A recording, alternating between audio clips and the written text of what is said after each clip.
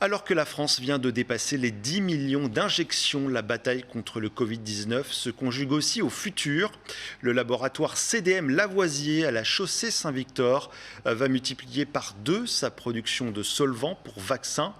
Et pour l'aider, l'État va débourser 1,5 million d'euros d'ici 2023, annonce tout à l'heure de la ministre de l'Industrie en visite sur le site. Sur place, on retrouve Samuel Collin. Sécuriser la production européenne de solutions injectables. L'usine CDM Lavoisier produit 35 médicaments différents.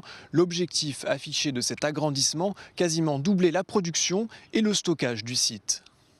On a un objectif d'accroître notre capacité de production, notamment sur des ampoules plastiques, en installant une nouvelle ligne de fabrication de ces ampoules plastiques. On est obligé d'adapter notre outil industriel, donc en créant de nouvelles infrastructures pour stocker les volumes qui vont être produits, mais aussi en amont créer des nouveaux systèmes de production d'eau purifiée, de groupes froids ou une nouvelle chaufferie telle qu'on voit derrière moi.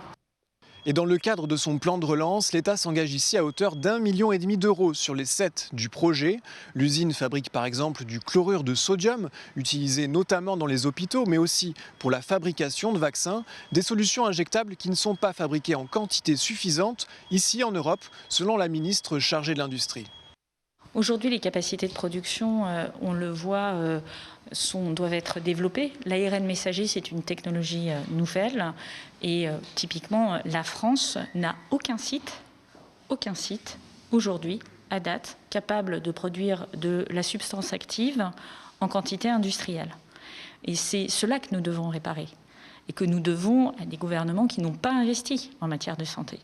Et ce rattrapage est essentiel. La nouvelle ligne de production, qui s'ajoute donc aux 4 déjà existantes, devrait sortir de terre à l'horizon 2023.